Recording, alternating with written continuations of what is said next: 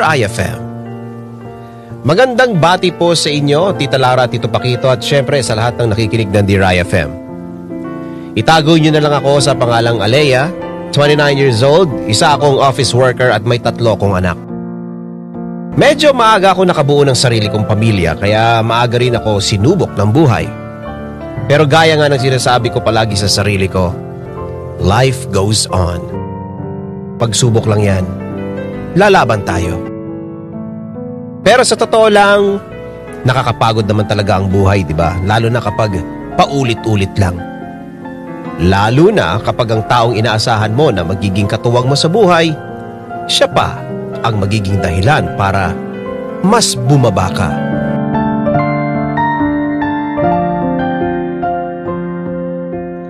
O anak, kumain kayo ng marami ha?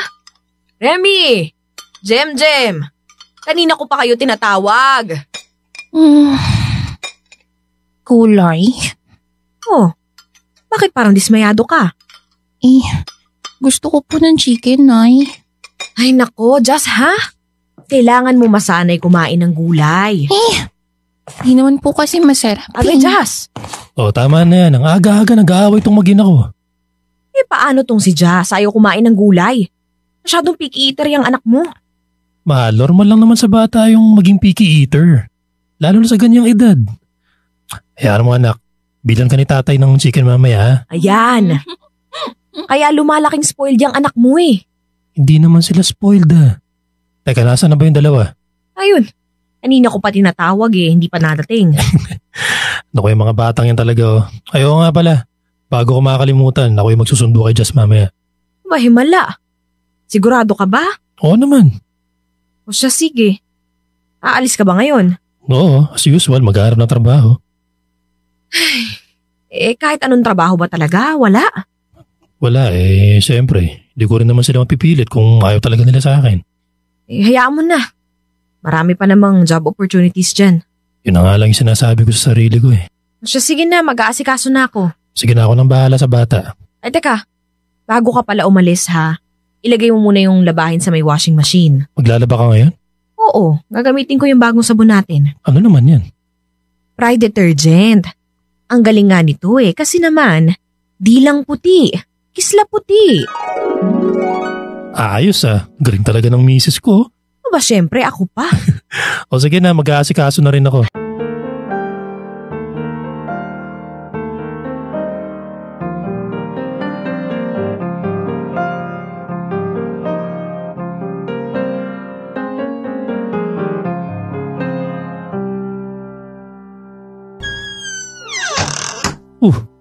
Bakit gising ka pa? Bakit gising pa ako? Malamang, hinihintay kita. Sorry, ngayon lang ako nakauwi. Oo nga, hindi mo nga naalala na sunduin yung anak mo. Oo nga pala, Alea. Sorry. Ron, alam mo, ayos lang naman kung ako ang magsusundo sa bata Pero yung kinalimutan mo yung pinangako mo sa bata, yun ang hindi okay. Babawi ako bukas kay Jazz. Pangako yan. Puro ka pangako Ni isang pangako mo, walang natupad. Alea naman, galing ako sa paghahanap ng trabaho. Pagod ako. Tapos aawayin mo ko. Tignan mo. Sinungaling ka pa. Ano na naman? Sinungaling ka. Amoy na amoy ang alak sa bibig mo. Huwag mo na i-deny. Oo na. Masama bang uminom para mawala yung sama ng loob? Masama loob? Bakit hindi mo nila sinabi sa akin? Ron naman, asawa mo ko. Alam mo, pati anak mo apektado. Tama na, Ale. Pagod ako Ayoko makipag-away. Aakyat na ako.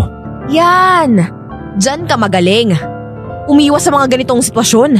Anong gusto mo? Sumagot ako? Awayin kita? Ang gusto ko lang naman magkausap tayo para maayos natin. Nag-sorry na ako, di ba? Sinabi ko na babawi ako. Ano pa bang gusto mo? Ang gusto ko, sundin mo kung ano yung sinasabi mo. Ginagawa ko naman Ginagawa? Ewan ko sa'yo.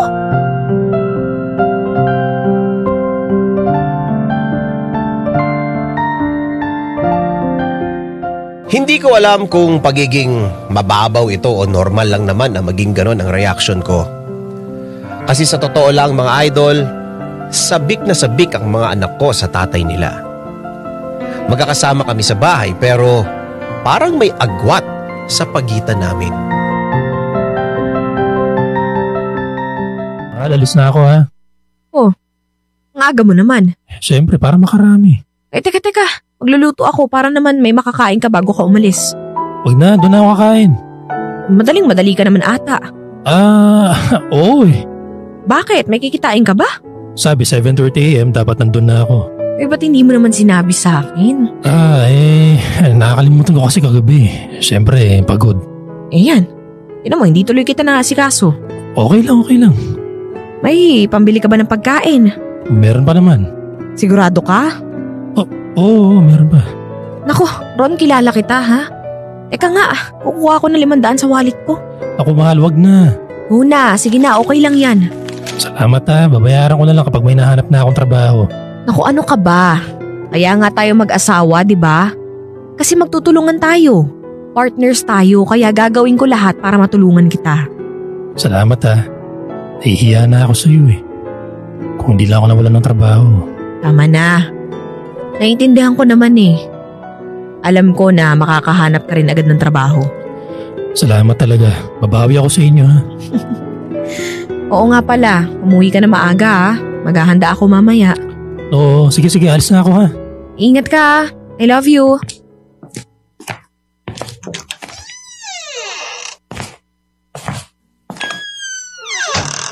O Jazz, itong balloon, ilagay mo na sa may upuan sa lamesa. Okay po, Nay. Gusto niya ba na tong laing? Hindi po, Nay. Baka ito pong adobo na lang po yung kainin namin nila ate. Siya sige. Ilalagay ko na yung ibang pagkain sa ref, baka mapanis eh. Sige po, Nay. At saka teka lang, sabihin mo rin sa mga kapatid mo na bumaba na sila at kumain na. Pero Nay, hihintayin pa natin si tatay. Anong oras na rin kasi? Maaga pa kayo bukas. Kayo po ba kakain na rin? Ako hindi, kayo muna.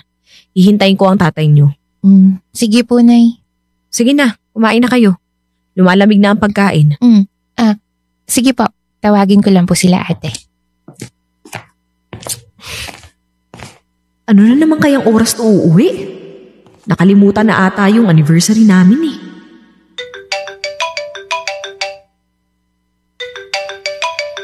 Oh, hello. Puti naman tumawag ka. Sorry, mahal. Ngayon lang ako nakatawag. Anong oras ka uuwi? Kaya nga ako tumawag. Baka kasi bukas na ako makauwi. Ha? Bakit naman? Laki na, Gerald naman ako, mahal. Ang tanong ko, bakit ka hindi uuwi ngayon? Di pa kasi tapos yung interview kahapon kaya pinapabalik kami bukas. Alam mo Ron, nagdududa na ako sa paghahanap mo ng trabaho na yan ha? Ano na naman? Anniversary natin ngayon. Hindi mo man lang naalala? Diyos ko naman, Alea. Ilang taon na tayo. May oras pa ba tayo sa ganyan? Hindi mo man lang ako binati. Babawi na lang ako sa susunod. Wag na. Puro ka salita. Mas mahalaga pa ba yan kaya sa paghahanap ko ng trabaho? Hindi mo man lang ako mabigyan ng oras o kahit yung anak mo man lang. Alea, alam mo. Tama na. Bukas na tayo mag-usap. Yan. Diyan ka magaling. Ano nga naman yan? Magaling kang umiwas sa mga bagay-bagay na akala mo mareresolba at makakatulong yan sa relasyon natin.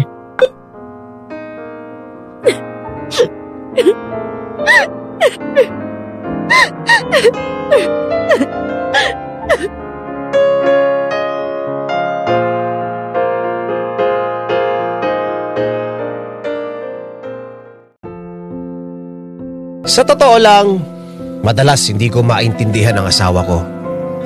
Daig pa niya kasi yung babae sa paiba-iba niyang mood eh. Minsan, okay siya sa akin. Maayos ang treatment niya. Tapos bigla na namang kinabukasan. Parang hindi niya ako asawa. Oo, masakit. Pero kasi, di ba, kapag mahal mo, kaya mong tiisin lahat eh. Lalo na para sa anak ko. Kaya sabi ko sa sarili ko, lahat gagawin ko para mapanatiling maayos ang pamilya ko. Di bali nang mahirapan ako. Basta buo kami ng pamilya ko. Kumusta naman yung interview na sinasabi mo? Pwede ba muna akong pahinga? Bakit naman ang init ng ulo mo? Dumadagdag ka lang sa iniisip ko eh. Pwede ba mamaya na? Ron, nagtatanong lang naman ako. Sinabi kong mamaya na eh. Teka nga. Tapatin mo nga ako, ha? Bakit ba hindi ka makahanap ng trabaho? Yun totoo.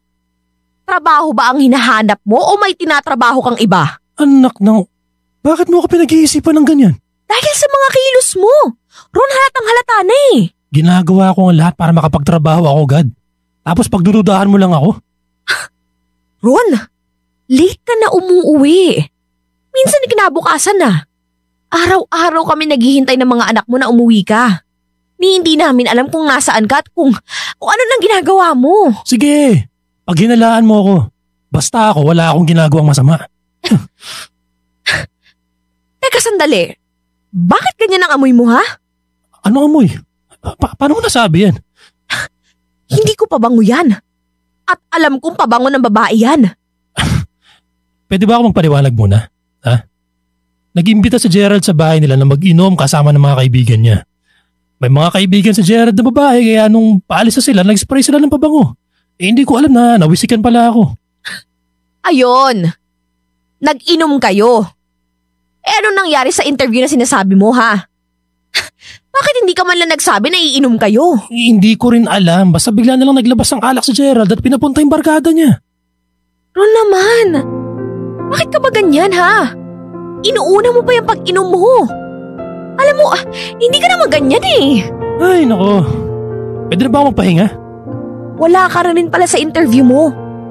Nahihirapan na ako maghanap ng pera pangkain at pamasahe mo lang para makahanap ng trabaho tapos ganyan? Bakit? Sinabi ko ba na bigyan mo ako ng pera? Sinabi ko rin naman na babayaran ko. Nay! Nay! Huwag na po kayo mag-away. Jazz, umakyat kayo sa taas. Sabay na ako sa inyo. Hindi. Mag-uusap pa tayo. Tama na, Alea. Wala na tayong dapat pag-usapan pa. Nasabi ko na yung dapat ko sabihin. Gusto ko naman magpahinga. Ron naman. Ron, kung nambababae ka man, kung hindi mo man ako maisip, Ron naman sana yung mga anak mo. Maisip mo man lang sila, oh. Tama na. Ang dami mong drama eh. Nung mga oras na ito, wala akong ginawa kung hindi umiyak at umiyak na lang. Sobrang sakit para sa akin lalo na't hindi ko nakilala ang asawa ko na ganon. Parang sa isang iglap lang, nagbago na ang lahat. Dito ko rin napagtanto kung gaano kabilis magbago ang isang tao. In a snap lang, parang hindi mo na sila kilala. Para bang ibang tao na ulit sila.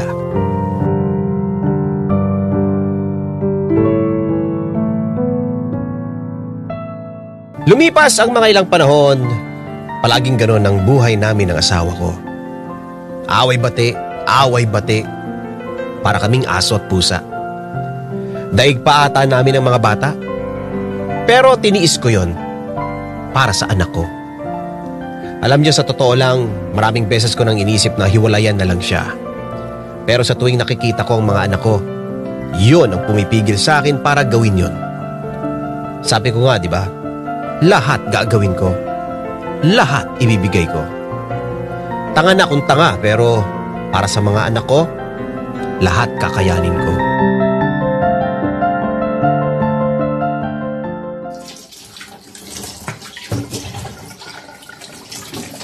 Nay, ang hirap naman pong hugasan itong mga pinggan natin. Wow, ha? Parang namang hirap na hirap ka dyan. Kanina ko pa po kasi ito hinuhugasan eh. Parang hindi naman natatanggal yung sebo. Teka nga, akin na nga, patingin nga. Oh, bakit naman kasi yan ang ginagamit mong sabon? Ito po yung nandito oh. Ay, nako. Ito may bago tayong ginagamit. Ano yan, Nay? Di, smart dishwashing. Baka scam yan. Nako, hindi no. Dahil sa bawat pahid, linis solid sa smart dishwashing. Sige po, yun yung gagamitin ko. Yan. Matuto ka kasing tumingin-tingin sa paligid mo. Opo, Nay.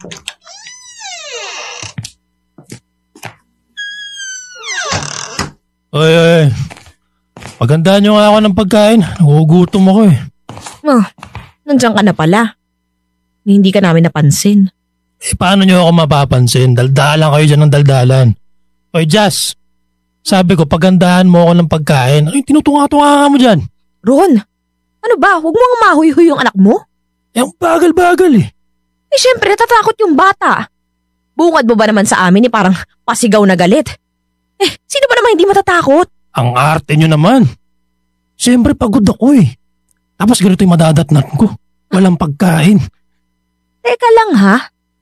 Ano bang akala mo sa amin ha? Katulong mo? O eh bakit hindi ba? Tinan mo nga yung itsura mo, Lea. Nay, tama na po. Alam mo Ron, hindi na kita nakikilala eh. Grabe na yung ugali mo. Ang drama mo. Ewan ko nga sa inyo. At ang kapal ng mukha mo. O ano? Lalaba ka na? Ha? Alam kong di mo ko kaya. Ikaw pa? Jazz, anak, umakyat ka na sa kwarto mo. Opo, Nay. Ron, hindi mo man lang inisip yung mararamdaman ng anak mo. Bakit? Masama ba yung ginawa ko? Para rin makita niya kung gaano ka kaarte.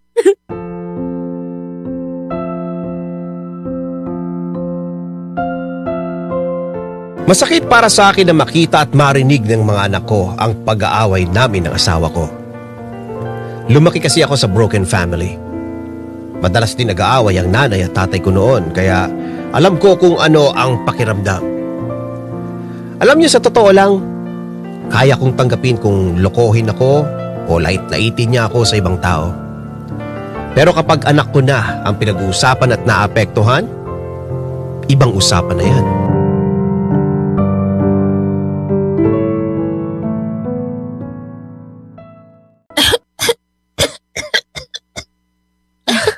Ano ba yan anak? Bukas magpapacheck up na tayo ha? Sabi ko naman sa'yo eh, mukhang hindi na kaya ng self-medication yan. Eh kasi itong anak mo natatakot sa doktor. Totoo ba yun, anak?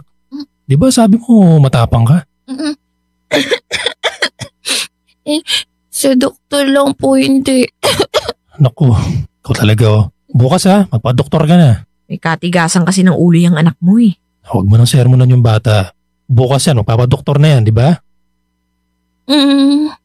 Okay po. O di ba? Sabi ko sa'yo eh, matapang yan eh. Sus, ayun na naman. Tapos pagdating sa ospital, mag-aaya na agad umuwi. Umuo na si Jazz, kaya sure na yan. Oo na.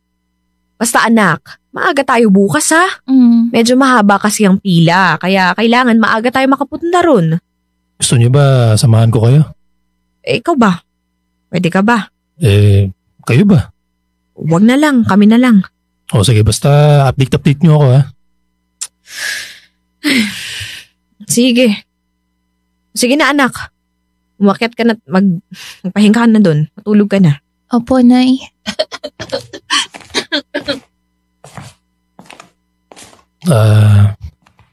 Pwede ba tayo mag-usap? Bakit? Hindi pa ba tayo nag-uusap nito?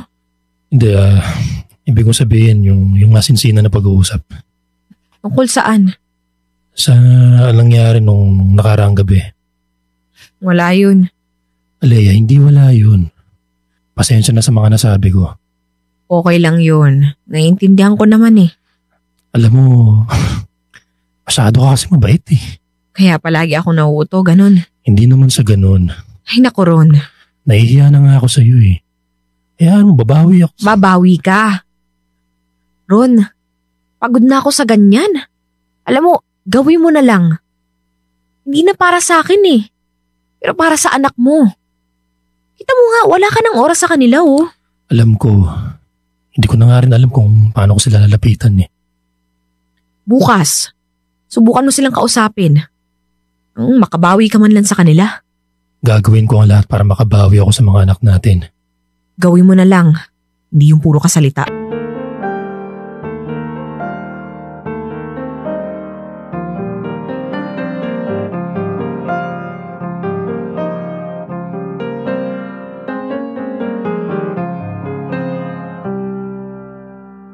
Saan ka galing? Ano naman ba? Na hindi mo man lang kinamusta maghapon kung anong nangyari sa check-up ng anak mo. Ay naku naman Alea, lahat na lang ginagawa mong big deal eh. Talaga naman eh. Sumusobra ka na. Ano, nagmamatapang ka na naman? Dapat. Noon ko pa ginawa yan eh. Ano bang problema mo? Kung hindi pa nagkasakit si Jazz, hindi ko pa malalaman. Sa bagay, alam ko rin naman na noon pa. Naghihintay lang ako ng tamang time tsaka pruweba. Nababaliw ka na ba? Di kita maintindihan eh. Huwag ka na nga magmaang-maangan dyan. Pwede ba tapatin mo na lang ako? Tapating kita? Sige. Alam kong may babae ka. Hindi ka naman talaga naghahanap ng trabaho eh. Ang tinatrabaho mo ibang babae. Pinagsasabi nito. Tawagan mo pa si kumpare. Kahit ano pang dahilan mo, hindi mo na ako maloloko. Dahil nakita ko mismo sa mga gamit mo ang ebidensya. Sa susunod kasi huwag kang burara. Alea, magpapaliwanag ako. Ngayon magpapaliwanag ka. Alam mo, natatawa ko eh. Lahat ng perang inipon ko sa bangko para sa 3 anak natin, paubos na. Babayaran ko naman. Wag na! Ilang taon din ako nagtiis sa lahat ng kalokohan mo. Lahat ng sakit tiniis ko. Alam mo, okay lang sana kung ako lang naapektuhan eh, pero hindi. Nagagawa mo lahat ng to sa anak mo, hindi mo sila man lang inisip. Ron, nasan ka ha? Nasaan ka nung kailangan kanilang lahat? Nasaan ka? Sorry. Tapos ngayon iiyak-iyak ka? Pwede ba tigilan mo yan? Hindi mo makukuha dyan. Dapat matagal ko na tong ginawa. Pero lahat, tiniis ko para lang manatiling kumpleto yung pamilya natin. Pero ikaw mismo ang sumira. Bakit ha? Pinagmamalaki mo tong bahay na to ha? Sige, sa'yo na. Aalis na kami ng mga anak mo.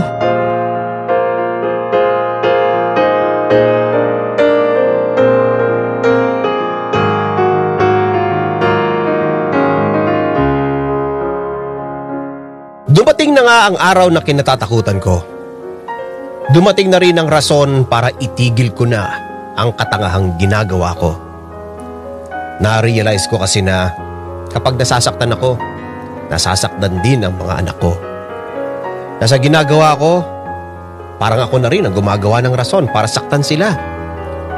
Pinipilit ko kasi na mabuo ang isang bagay na alam kong matagal nang sira. Hindi ko namalayan na mas nasasaktan pa sila sa ginagawa ko. Kaya, nagdesisyon na ako.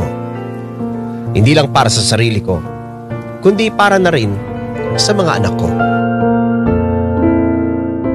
Mga anak, bumaba na kayo rito. Kumain na tayo. Ay, nakakagulat naman to. Sino ba yan? Anong ginagawa mo rito? Pwede ba tayo mag-usap? Teka lang, paano mo nalaman kung saan kami nakatira? Alea, parang awa mo na. Kahit sandali lang. Wala akong oras sa'yo. Umalis ka na. Please. 5 minuto. 5 minuto lang. Wala na kami. Hiniwalayan ko na siya. Ay, ano ngayon? Bumabalik ka dito, ganun. Ginawa ko lang yung tama. Na dapat noon mo pa ginawa. Alea, parang awa mo na. Mahal ko kayong lahat. Babawi ako. Tama na.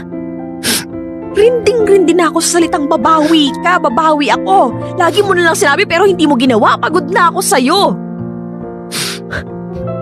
Kung matagal na panahon mo na kaming mahal eh. Hindi mo sana kami iloko ng ganyan. Huling pagkakataon na, Lea. Parang awa mo na. Ilang chance na yung binigay ko sa'yo. Kotang-kota ka na. Gagawin ko lahat. Tatanggapin ko lahat ng galit mo, yung inis mo. Parang awa mo, tanggapin mo lang ako. Tama na, Ron. Hindi mo na ako makukuha sa ganyan. Umalis ka na. Lea, please. Umalis ka na, sabi. Hindi kita kailangan. Kaya ko ang sarili ko at mas lalong kaya kong buhayin ang mga anak ko.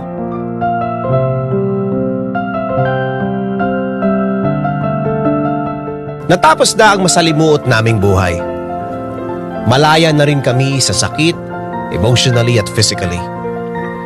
Ito na yata ang pinakamasayang yugto sa buhay ko. Natatakot kasi ako noon na kapag nawala ang isa sa amin, baka hindi ko kayanin. nagkamali ako. Sa nangyari sa buhay kong ito, isa lang ang natutunan ko. Huwag na nating ipilit ang isang bagay na dapat matagal nang tapos. Hindi lang sarili mo ang naapektuhan. Hindi mo namamalayan. Mas nasasaktan mo na pala yung mga taong nasa paligid mo. Maraming salamat sa pakikinig, mga idol. Lubos na gumagalang. Alea.